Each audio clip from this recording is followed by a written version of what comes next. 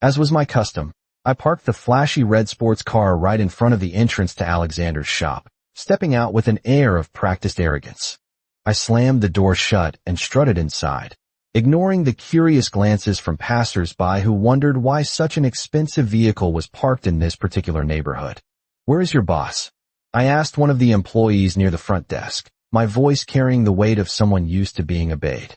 The employee, a young woman who looked like she would rather be anywhere else, glanced back over her shoulder and pointed a finger toward the second floor without saying a word. "Thanks," I muttered, nodding briefly before taking the stairs two at a time. When I reached the landing, I saw him. Alexander was in the middle of a session, his strong hands working the tension out of a customer's shoulders.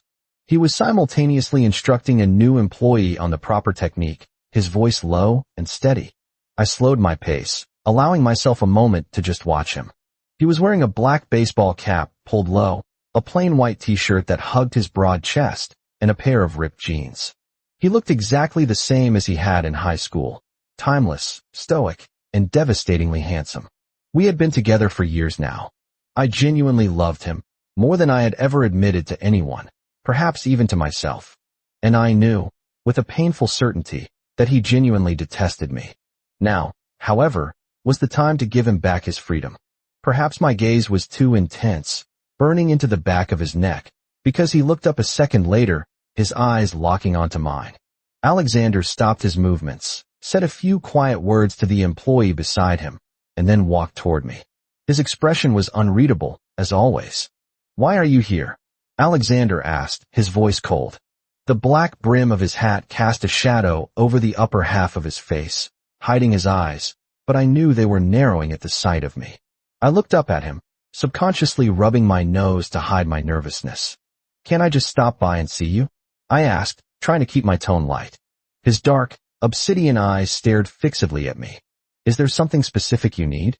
He was always like this with me, cold, distant, practically glacial. We didn't look like a couple. We looked like a creditor and a debtor, or perhaps a master and a reluctant servant. He was like a flower on a high mountain peak, unreachable and pristine, a prize that no one could touch. Yet, somehow, I had been the one to pluck that flower. Back when this relationship started, there were plenty of people whispering behind their hands. They said Alexander was forced into it by me, bullied into submission. Others said he was a gold digger who only had eyes for my family's fortune. I didn't care about any of that garbage back then. In those days, I rejoiced in the fact that I had money, because money was the only reason I had a chance to be with Alexander. But now, the money was gone. And without the money, I had no way to maintain this facade of a relationship. Seeing his expressionless face now, and dealing with his lukewarm attitude, a familiar irritation bubbled up inside me. He had been like this for years, and usually, I could brush it off. Today it stung. "Yeah, I have something I need," I said, putting a hand to my lower back and grimacing. "I need a massage. Thanks to a certain someone, my lower back is killing me." I made a show of rubbing my waist, feigning agony. Alexander listened to my words, and for a split second, the look in his eyes shifted. It wasn't concern, exactly, but a flicker of acknowledgement. "Go inside," he said curtly. I walked familiarly toward the private lounge at the back of the hallway. He followed close behind. Once inside, I flopped face down onto the massage bed, burying my face in the towel for a moment before turning my head to bark an order. "Hurry up," I commanded. "Give me a massage. I don't have all day." Alexander looked at me lying prone on the bed. I couldn't see his face, but I felt his gaze linger on my lower half for a moment before he turned back to the door and locked it with a sharp click. He walked over, slowly taking off the baseball cap and setting it on the side table. Without the hat, his long, narrow eyes were fully visible. They were beautiful, but they always held a sense of alienation, as if he were watching the world from behind a thick pane of glass. Near his right temple, there was a faint, bruise-like mark. It was a love bite I had given him days ago. I had bitten him hard, leaving a mark that refused to fade. It was my way of marking territory, I suppose. That was why he had been wearing the hat indoors for the last few days, to hide the evidence of our nights together. He walked to the side of the bed, and his hands suddenly landed on my shoulders. I groaned into the pillow as he began to work the muscles. I lay there, eyes half closed, enjoying the sensation. For all our problems, the man had magic hands. It was the only time in our relationship where I felt completely at ease, completely taken care of. But I couldn't let him know that. I couldn't say anything nice. I had a role to play. Use some strength, will you? I snapped, my voice muffled by the table. Did you not eat lunch today? You're powerless in bed, and now you're powerless giving a massage. As soon as the words left my mouth, I felt a chill run down my spine. The atmosphere in the room dropped 10 degrees. Ow. Hey, I screamed a second later, my voice cracking. Pain shot through my body, distorting my face. Alexander had suddenly gone rogue, his thumbs digging into my waist with a ferocity that felt like he was trying to snap me in half. Tears pricked at the corners of my eyes. You dog, I yelled, trying to squirm away. You're always trying to break my waist. One of these days, my back is going to snap in your hands, or under you in bed. I twisted my head around to glare at him, baring my teeth. Is this a massage or an assassination attempt? Alexander looked down at me, his face a mask of righteousness. Your back is bad, Michael. I'm helping you. You complained I wasn't using enough force, so I used a little more. Why can't you handle it? His hands continued to knead my waist, gentler now, but still firm. I pushed his hands away and sat up, swinging my legs over the side of the bed. I came here to tell you something today, I said, my voice dropping. Alexander leaned back against the counter, crossing his arms. What is it? I opened my mouth, but the words wouldn't come out. I couldn't say break up, especially not when looking at his face. I knew Alexander was probably desperate to escape me, to get away from my controlling grip, but I just couldn't bear to let him go. I didn't have the courage to say it to his face. If I hadn't used coercion and bribery in the beginning, he never would have been with me. What exactly do you want to say? Alexander asked, his patience wearing thin. I glared at him, masking my cowardice with anger. Nothing. I was just bored today and wanted to come see you. Is that not allowed? Alexander looked down at me from his standing position. Under the harsh fluorescent lights of the private room, his shadow cast over me, enveloping me in darkness. Meeting those pitch-black eyes, I suddenly laughed. It was a hollow sound. I leaned back on my hands, assuming the posture of the wealthy playboy I was supposed to be. Lower your head and kiss me, I commanded. Over the years, I had always ordered him around, using my identity and my money to suppress him. He would only listen to me on the rare occasions when his mood was decent. I was the most arrogant, domineering young master in the city. Everyone gave me face, everyone bowed and scraped. Everyone except Alexander. In front of him, I had no dignity. Alexander raised an eyebrow. I don't have time today. If you have nothing else to say, you should leave. He was chasing me away so quickly. He really did find me annoying. But I wasn't going to let him off that easily. I stood up from the bed, closing the distance between us in a single stride. I grabbed him by the shoulders and, catching him off guard, pulled his head down and smashed my lips against his. Alexander was immune to my kisses by now. In the beginning, if I stole a kiss, he would give me the cold shoulder for days, ignoring my texts and calls. But now he was used to it. Although his expression remained cold when I pulled away, he didn't push me. That was progress. Alexander looked down at me, wiping his mouth with the back of his hand. Do you have any other business? Come home early tonight, I said, my voice softer than I intended. I have something to tell you. Alexander's eyes inadvertently swept over my lips, darkening slightly. Okay, he agreed. I'll be home early tonight. In the past, hearing that he would come home early would have made me incredibly happy. But today, I couldn't find it in myself to smile. My gaze drifted to his right ear, where a hearing aid was nestled. I had bought that hearing aid for him back when I was first pursuing him. I had specially ordered it from Switzerland. Years had passed, and he was still wearing it. He had never changed it.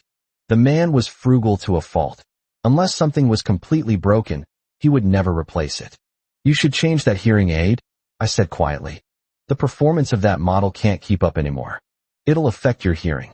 Alexander subconsciously touched his right ear, his fingertips gently rubbing the plastic casing. I know, he whispered. He walked me downstairs. As we reached the ground floor, I saw people from the neighboring businesses crowding into his shop again. Whenever the power or water went out in their units, they came to Alexander's shop to use his facilities. Sometimes, they would even come to the front desk specifically to ask for receipts so they could validate their parking.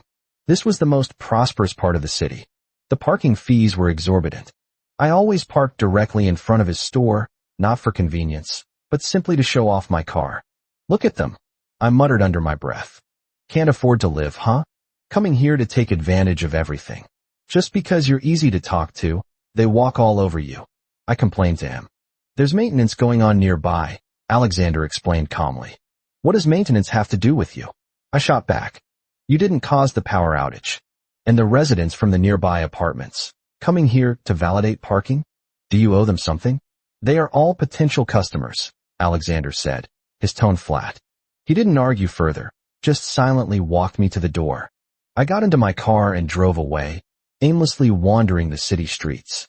My mind kept drifting back to the early days with Alexander.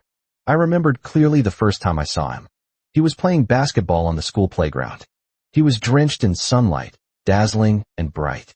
Back then, he used to smile. But after we got together, I realized I had never seen him smile again. I understood now. Who could smile at a person they didn't like? How much must he hate me to never show a single expression of joy in my presence? While waiting for a red light, my phone rang. I glanced at the screen and picked it up immediately. Michael, come out and play. The voice of my best friend, Julian, came through the speakers. I'm telling you, breaking up is no big deal. Come out and have some fun. I found someone for you who is even more handsome than Alexander, and way more obedient. I took a deep breath, gripping the steering wheel. I haven't told him yet. Julian sounded surprised. Why not? You have to tell him sooner or later. Just come over tonight. I promise I won't let you down. Julian hung up before I could argue. Since getting together with Alexander, I rarely went out to mess around with my friends. I knew Alexander didn't like me hanging out with those rich playboys, so I had slowly distanced myself from that group. But Julian was my friend of many years. I couldn't cut him off completely. When I arrived at the club, Julian had already opened a booth. The faces around the table were familiar. It seemed everyone was there except me. Oh, look who it is. Michael finally decided to show his face. Someone shouted over the music. Michael, you don't have to accompany Alexander today, another teased. Did Alexander see that you're broke now and kick you to the curb? I looked at the familiar face speaking. It was Carter, a guy I used to be close with. We had always been good friends. But the tone of his voice made him sound like a stranger. Carter used to follow me around like a puppy, playing with me, helping me with errands. I had never offended him. We just hadn't seen each other much lately. I didn't know why he seemed to have become a completely different person. I frowned at Carter. Carter, my business with Alexander is not for you to discuss. Carter sneered, curling his lip. Michael, don't put on that young master act anymore. You can't afford it. Someone else quickly jumped in to play peacemaker. Carter is just joking, don't take it to heart. Michael, if you have difficulties, you can come to us. After all, we are all friends. I sat down, leaning back into the leather sofa with practiced ease. The kind of help Michael, need isn't something ordinary people can provide. Michael, don't speak too soon, Carter muttered. I gave a contemptuous smile, ignoring them completely. Soon, Julian returned from the bar. Michael, what's wrong? He sensed the atmosphere was off immediately. Nothing, Carter answered quickly. We were just joking with Michael. Julian looked Carter up and down, his eyes narrowing, then turned to me. Breaking up is nothing to be ashamed of. Today, I found you someone gentle and considerate. He waved his hand toward the back of the room. A young boy walked over, step by step. How is he? Satisfied? Julian asked, looking for praise. I looked up and froze. The boy's facial features had a striking resemblance to Alexander from years ago. Standing there, under the dim club lights, he looked like a high school version of Alexander. But it was only the appearance. The spirit was missing. Alexander's eyes were unique. No one could imitate that look of arrogance and detachment. That guy looked down on everyone, exuding a sense of oppression and distance. This boy just looked eager. Damn, he really does have a shadow of Alexander. Carter laughed. If Alexander is too expensive to keep now, you can keep this one. Keeping one is the same as keeping another. Hearing Carter's trash talk, my already irritable mood snapped. A fire surged up in my chest. Shut up, I warned. My face went cold. Carter was really pushing his luck. He wasn't just insulting me. He was insulting Alexander. Seeing that I was genuinely angry, Julian turned on Carter. Michael, don't be angry. We're all friends. Carter is just speaking without thinking. Julian walked over and draped an arm around my shoulder. Don't be unhappy because of Alexander. It's not worth it. I was still annoyed. I grabbed a bottle of liquor and poured myself a glass, downing it in one gulp. Julian stared at my empty glass and continued to persuade me gently. Alexander just doesn't know what's good for him. There are plenty of people better than him. Julian glanced at the boy. The boy walked straight toward me. Mr. Michael, my name is Lucas. Let me stay by your side. His voice was pleasant, and with that young face and smile, I almost hallucinated that I was seeing the spirited young Alexander under the sun again. But it was a fake. I waved my hand, signaling him to leave. But he insisted on pouring wine for me. I drank cup after cup. Michael, stop drinking, Julian said, trying to grab my glass, but I blocked him. Suddenly, the boy's hand slipped, and wine spilled all over my shirt. Mr. Michael, I'm sorry. I didn't mean to, he cried, panicking. He rushed to wipe my clothes, but as he reached for the tissues on the table, he slipped and fell right into my lap. It's okay, I mumbled, pushing him gently. I'll wipe it myself. At that moment, my cheeks were flushed, my eyes unfocused. My white shirt was soaked with alcohol, turning transparent and clinging to my skin. And there was a boy sitting in my lap. That was the scene Alexander walked into. He strode over with large, angry steps. Michael, he called my name, his voice grinding through his teeth. Hearing his voice, I sobered up instantly. Alexander? Why are you here? Look at our master, Michael, having such a good time. Carter jeered from the corner. And you came here to disturb the fun. Alexander stood behind me, looking down from a commanding height. When he saw the boy's face in my arms, the boy who looked like a cheap copy of him, he became even angrier. You told me to go home early, and this is where you are? Fooling around. The boy stood up quickly, his eyes red, biting his lip as he looked at me with a wronged expression. Mr. Michael, I'm sorry. I rubbed my temples, a headache forming. I just came to have a drink with friends. Alexander's gaze swept around the room, finally landing on Julian. Julian met his gaze head on. Alexander, Julian said smoothly. Michael is just meeting friends. How did it become fooling around? You manage too much, Alexander said, his voice ice cold. In the dim nightclub, his handsome face looked sharper, more dangerous. He stared straight at Julian. Do I manage too much? Or is someone reaching their hand out too far? Alexander reached out and deliberately removed Julian's hand from my shoulder. We're going home, he stated. He walked around the sofa, grabbed my phone from the table, and pulled me up. Seeing me get up to leave, Julian immediately spoke up. Michael, we rarely come out to play. Are you going home with him just like that? Carter chimed in with a fake smile. Alexander, Michael has a new person by his side. He's younger than you, and much more gentle and sensible than you. Alexander glanced at the boy, Lucas. I wanted to slap Carter. Alexander, I have nothing to do with him, I explained hastily. Alexander didn't answer Carter. He didn't even give him a look. Instead, he cast a sharp glance at Julian, then tightened his arm around my shoulders. No need to explain, he whispered. I looked at Julian apologetically. I'll find you another day to hang out. I have something to do today. Julian smiled gently. It's okay. He watched Alexander and me leave. Only when my back disappeared did he finally withdraw his gaze. Who does he think he is? Julian muttered angrily. Carter immediately stepped forward, acting like a lackey. Julian, you organized this specifically for him, found someone to keep him company, and he still threw it back in your face. Michael is ungrateful. He's not worth you getting angry over. Screw you. Julian suddenly kicked out, knocking Carter to the ground. The people around hadn't reacted before Carter was on the floor. Don't gossip in front of me or speak ill of Michael, Julian said, looking down at Carter, enunciating every word. Then his dark eyes swept over the rest of the group. Michael is my best brother. If anyone dares to trip him up in the future, I will make sure they suffer the consequences. Alexander took me home. I had been drinking, and my brain was still in a dizzy state. As soon as we entered the house, Alexander tried to take off my soaked shirt. Get off. Don't touch me. I pushed him away, stumbling back. I can do it myself. Your clothes are all wet. You'll catch a cold, he said, reaching out again. And you shouldn't go to places like that. Hearing him lecture me made the anger flare up again. I don't need your concern. Stop minding my business. I stormed toward the bedroom. Alexander stood there with a cold face, then quietly squatted down to arrange the shoes I had kicked off. I had just closed my eyes, trying to formulate how to bring up the breakup again, when Alexander barged into the room. He came straight for me, ripping the buttons of my shirt open. He forcibly pulled the wet fabric off and threw it into the trash, like it was garbage. Alexander, let's break up, I said, sitting there bare-chested, trying to sound incredibly calm.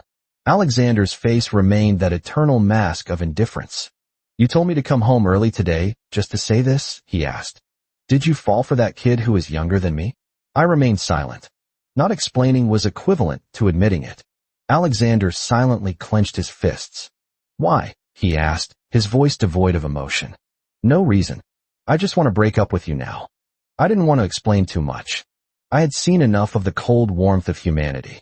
My family was bankrupt, there was a pile of debt outside, and my dad had run off with his female secretary. I was no longer the glorious young master. I couldn't afford to keep Alexander anymore, and I couldn't use my status to force him to be with me. But I would absolutely not tell Alexander everything. In front of him, I had to maintain my last shred of dignity. My downfall could not be seen by him. Alexander stared straight at me. You were the one who actively sought me out and demanded we be together. I met his dark eyes and put on my best cynical expression. Back then, I thought you were handsome and wanted to play around with you. But now, I don't like you anymore. Being with you for so many years, I'm tired of it. You always have this paralyzed face. Wouldn't it be better for me to spend some money and find someone younger and more sensible than you? Say that again. I didn't hear clearly, Alexander said. He raised his chin slightly, his jawline tight, as if he were trying his best to suppress something. I subconsciously looked at his right ear. That old hearing aid. I had told him to change it so many times, but he wouldn't listen. I took a deep breath and raised my voice, yelling at him. I said, I don't like you anymore. I want to break up with MMPH. Before I could finish, Alexander suddenly leaned down, grabbed my chin, and kissed me fiercely, blocking all the words that followed. His kiss was forceful, desperate, as if he wanted to eat me alive. I shoved him away with both hands. Get out. Do you not understand English? He stumbled back from my push, his back hitting the wall hard. The hearing aid in his right ear was knocked loose. Click. The sound of the device hitting the floor was deafening in the silence. Alexander looked down, staring quietly at the hearing aid at his feet. I followed his gaze, my heart a mess of mixed flavors. Alexander's eyes were filled with anger as he stared at me. I didn't understand. Shouldn't he be happy? Was there something in my sentence just now that made him uncomfortable? Michael, he warned, I advise you to take back what you said. I let out a scornful laugh. Alexander, are you kidding? Why are you ordering me around? What qualifications do you have? He suddenly lunged at me. I fell heavily back onto the large bed. Before I could react, he was on top of me. He bit my lower lip, causing pain, and when I opened my mouth to gasp, he invaded. Alexander was not right tonight. I didn't know which wire had crossed in his brain, but he was delivering himself to my mouth, and I couldn't refuse. After all, the chance for him to take the initiative was hard to come by. I stopped resisting. I wrapped my arms around his neck and responded to his kiss, lingering until we were breathless. My pleas for mercy were shattered by his movements. I cried out his name over and over again, but he couldn't hear me.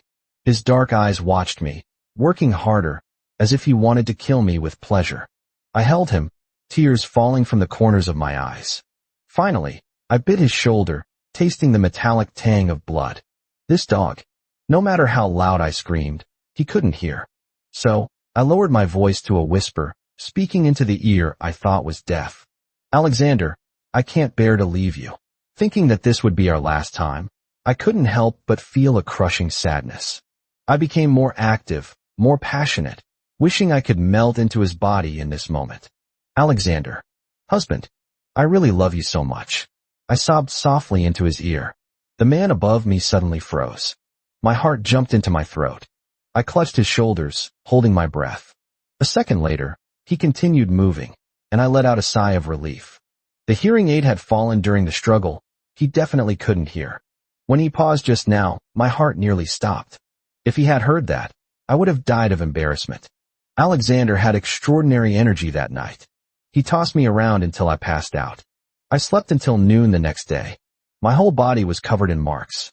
I only managed to get out of bed by relying on sheer willpower, feeling a profound ache with every step. Alexander rarely skipped work, but today he was still at home. He was sitting at the piano downstairs. When he saw me coming out of the elevator, he turned back. "Are you okay?" he asked. What could be wrong with me?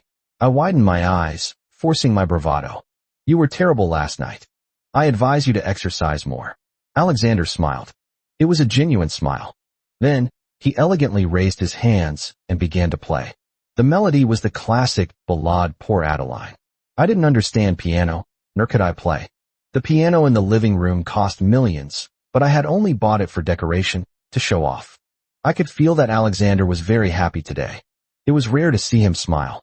Seeing him smile like this, I felt as if I had returned to 10 years ago.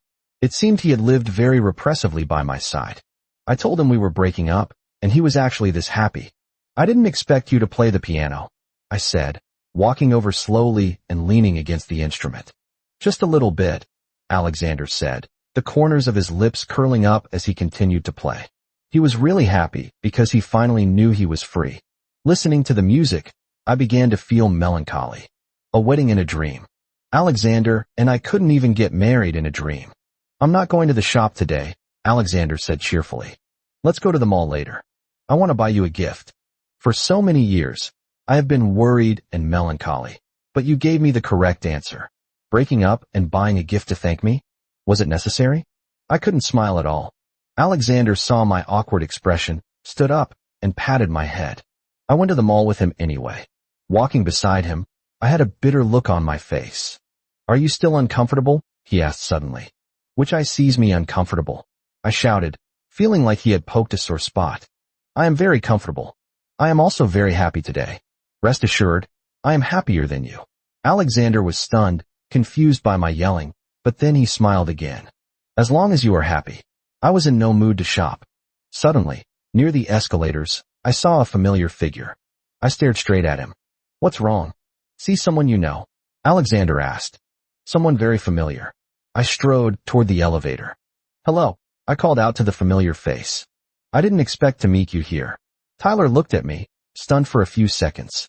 Just as he was about to greet me, I grabbed him by the collar. "What a coincidence," I hissed.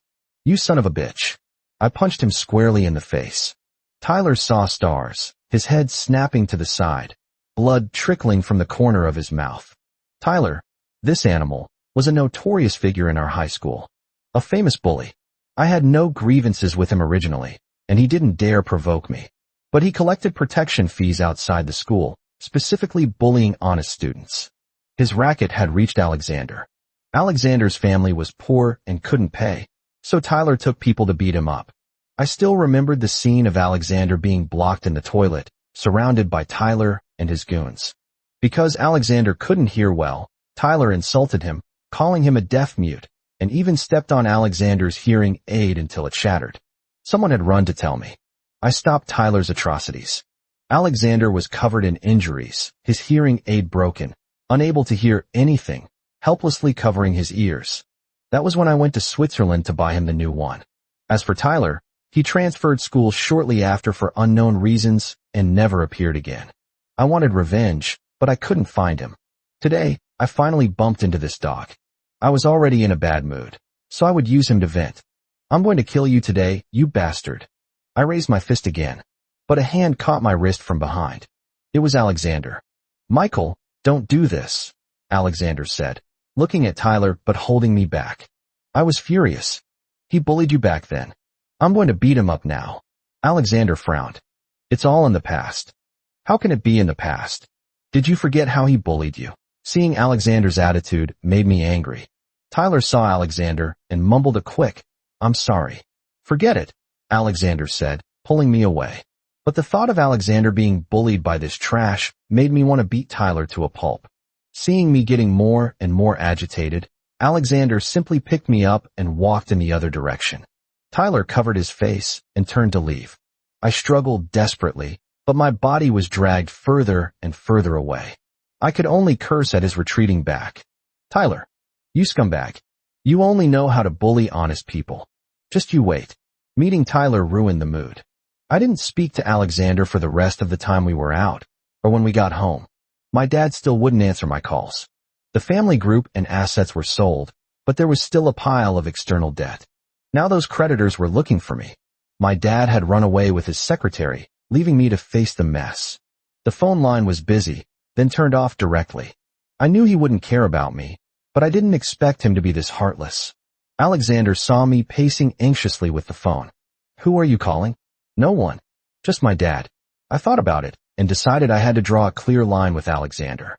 I was afraid those debt collectors would find this place. I was afraid Alexander would find out about my current embarrassing situation. I looked around the house. This was our home. There were so many memories here. To leave suddenly, I really couldn't bear it. I smiled at Alexander, pretending to be indifferent. Alexander, this villa is my breakup gift to you. From now on, the two of us have nothing to do with each other. Hearing that I was serious, Alexander panicked. You really want to break up with me? I shrugged. Otherwise, do you think I'm joking with you?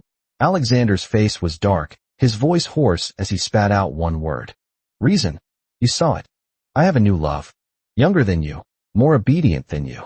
Alexander stared at me expressionlessly, his dark eyes sinking into a terrifying depth.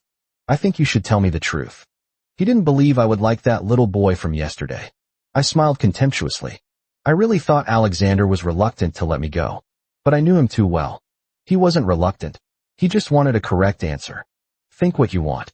I winked at him, turned around, and walked away. I broke up with Alexander completely. Over the next few days, the creditors started calling my phone nonstop. I went to Julian's house to hide. How did it go with Alexander? Julian asked, sitting on the living room floor playing video games. I lay on the sofa and sighed, rubbing my temples.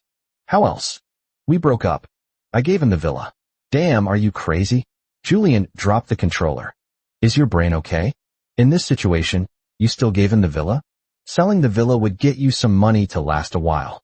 Julian looked at me like iron that failed to become steel. What magic potion did Alexander give you? I thought for a moment and said calmly, that villa isn't in a great location. It's not worth much money. Alexander followed me for 10 years. Giving him a house is nothing. Julian turned back. So what do you plan to do now? Those difficult creditors will find you. My head was huge just thinking about it. I couldn't go home. Everyone wanted me to pay my father's debts. If I didn't pay, they wouldn't let it go. What else can I do? Pay it back, I said. I plan to sell the downtown apartment and my cars. How much do you still owe? Let the friends in the circle chip in for you, Julian offered. I laughed suddenly. After knowing my family had an accident, who else besides you dared to contact me? I used to be Master Michael. We were all in the same circle. But now, Carter was a living example. How much? I'll help you scrape it together, Julian said without hesitation. No need. I'll plug this hole myself. Even though we were friends, this wasn't a small amount. Julian had money, but he couldn't help me with this much without dragging himself down. Seeing my sad face, Julian suggested, how about I let Lucas come over to keep you company? Who is Lucas? The boy from yesterday. Did you forget him so quickly? My anger flared instantly. Why bring him here? Can he solve the problem? Can he help me? I thought since he looks a bit like Alexander, he could help you forget the pain of the breakup. Don't mention Alexander. I cut him off. I really don't want to talk about that person. Just as we were arguing, my phone rang. A stranger's number. I thought it was another debt collector. I answered it, but the voice was familiar and cold. Why didn't you answer my calls? Where did you go? Hearing Alexander's voice, my brain short-circuited briefly. I had ignored his calls. This must be from an employee's phone. Do you have something to say? I asked calmly. Someone came to the store? Said you owed him money. I sat up straight, like a carp thrashing. What did he say to you? Michael, how much money do you owe out there? Alexander asked gravely. I hung up immediately, stood up, and rushed for the door. Julian, I have something to do. I'm leaving. Julian sat on the floor, confused. Before he could figure out what happened, I was gone. I was terrified those guys would trouble Alexander. His small shop wasn't easy to run. At the shop, Alexander sat communicating with his employees in sign language, telling them to take the day off. Then he invited the debt collector upstairs. The man looked Alexander up and down. You are Michael's friend? Where is he hiding? Alexander was calm. I am not his friend. How much does he owe you?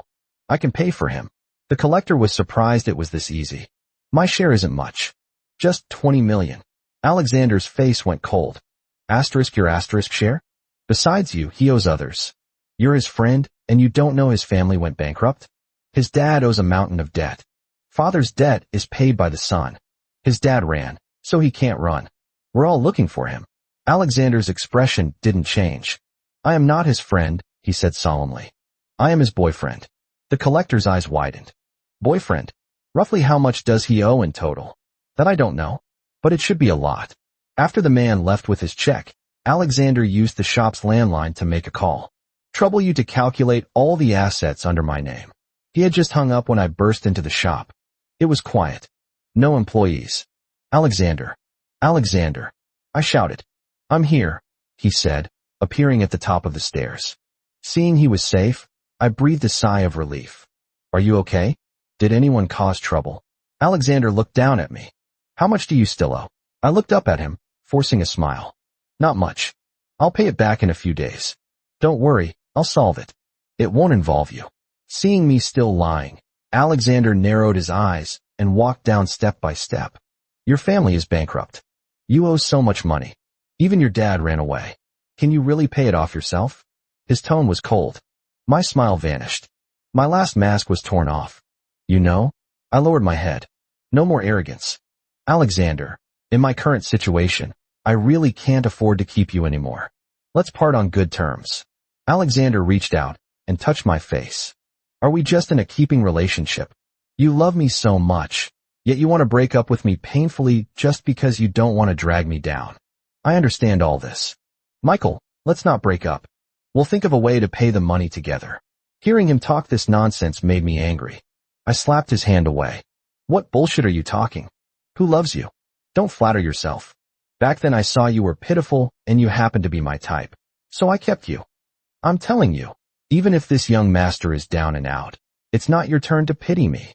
I knew Alexander was soft-hearted despite his hard face. He didn't want to break up because he pitied me. I didn't need his pity. Alexander looked indifferent. You don't love me? Then what have you been doing with me all these years? Playing house in bed with the lights off? You don't love me, but you gave me money, bought me cars and houses. You don't love me, but you eagerly found doctors to look at my ears. You don't love me, so why did you call me husband that night? You said you loved me, said you couldn't bear to leave me. Did you forget so quickly? My eyes went from shock to anger. I pointed at him, trembling. You heard that, Alexander. Were you pretending to be deaf? Alexander grabbed my trembling hand and suddenly leaned in to apologize sincerely. I'm sorry. I was wearing my hearing aid that night. My brain flashed back to that night. Didn't the hearing aid fall on the floor? Alexander pulled a tiny, invisible hearing aid out of his left ear and handed it to me. My left ear isn't completely deaf, but you always seem to think it was. I also wear this one. I was dumbfounded. So, all those things I shouted in bed before. I heard it all, Alexander answered seriously. But yesterday was the first time I heard you say you love me. You never said it before. He was honest, but my sky had collapsed. Alexander usually took his aids out at night. I always thought he couldn't hear, so I shouted whatever I wanted. Now that I thought about it, I wanted to die. I had no face left to live. I covered my face, laughing and crying. Alexander hugged me. Michael, it's okay. We won't break up. I'll help you pay the money. Let's be together like before. Get lost. I pushed him away violently. Stop talking big. You can't pay off my debt in this lifetime. Don't bother me. I turned and ran away in a panic. All my strong disguises were seen through.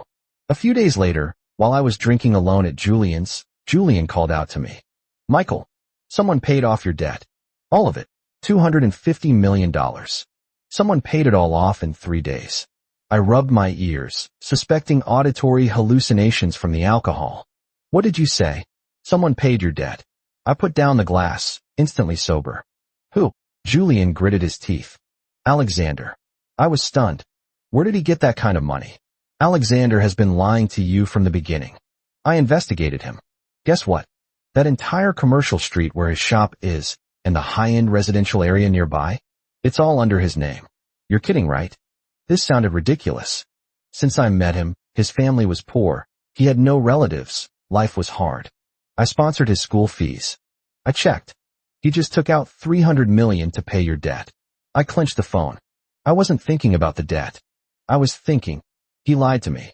Why did he pretend to be poor and let me keep him? I grabbed my jacket and stormed out. I called Alexander. Where are you? I suppressed my rage. In the shop, he answered casually. I took a taxi and stormed in. Where the hell is Alexander? I shouted at the staff. They looked at me, then at Alexander. He glanced at me. Go to my lounge and wait. I went in and waited, kicking the sofa to vent. Alexander came in and locked the door. I heard you took out $300 million to pay my debt, I said, eyes blazing. I really have to thank you. You played me round and round. What am I? What is my status? I paid to sponsor a hidden billionaire. Do I deserve that, Boss Cheen? From now on, we are done. Alexander glanced at me lightly. I don't want to break up. I was wrong. I shouldn't have hidden it from you. Suddenly, he grabbed my shoulders and kissed me heavily. I love you. I don't want to break up. Trapped in his arms, hearing his confession, I was dizzy. Didn't you hate me the most? I never hated you. I have always liked you. That day at the mall, I wanted to express my feelings, but you insisted on breaking up. His hand touched my waist. Let go. This is your shop. I don't want to be apart from you. Give me a chance, okay? Please. Begging me. My goodness. The tables had turned. It was satisfying. I felt conflicted. I hated that he lied, but I really liked him. And he did pay $200 million for me. I maintained my high posture. Remember, you begged this young master. I'm generous, so I won't hold a grudge. Alexander smiled. Okay. I know I was wrong. He took a small box from his pocket. The gift I bought that day. Open it. Inside was a pair of custom couple rings. How is it? He asked. It's average, I pretended. Alexander took the ring and put it on my hand seriously. We were back together. When I told Julian, he was shocked. Michael, I really didn't expect you two to last. Back then, I couldn't stand Alexander. I thought he was fake. So I found Tyler to teach him a lesson and keep him away from you. But you still ended up with him. Julian looked apologetic. I'm sorry about the past. I didn't dare tell Alexander this. It was in the past. We would be together forever. Side story, Alexander's perspective. I liked that delicate boy very early on. His name was Michael. A temperamental, rich, second generation. That day I was playing basketball, and he was on the sidelines. I wanted to attract his attention, but I didn't know how. I asked around about his preferences. I found out from his friend Julian that Michael liked aloof, mature, unapproachable flowers. So, I became the cold, unreachable flower just to attract him. Of course, that alone wasn't enough. I needed a specific scenario. So, I found the school bully Tyler. On the school rooftop, I smoked slowly. Tyler saw me and laughed. Alexander, you looking for me? Tyler and I knew each other from before.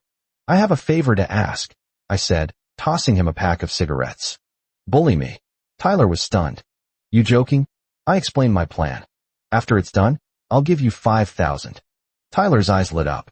Julian had just offered him $2,000 to teach me a lesson. Now he could take Julian's money to beat me, and my money to act for me. Easy money. In the men's room, I personally took off my hearing aid and crushed it. Then Tyler and his crew put on a show. When the time was right, someone notified Michael. He rushed over, protecting me with all his might, even lending me his coat. That faint sense surrounded my heart. I finally got close to him. Not long after, Tyler transferred schools. I drove him away.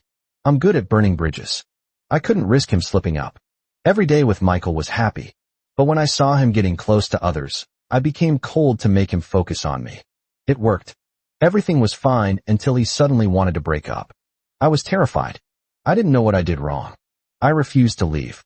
That night, when he held me and cried, I heard his heart. I rejoiced that I was wearing my hearing aid. Later, I found out why. His family went bankrupt. He was afraid of dragging me down. I had someone calculate my assets. $653,020,000. Plus my shop. It was all the money I could scrape together. Now that his debt is paid, he is still mine. I want him to love me forever. I want him to stay by my side always.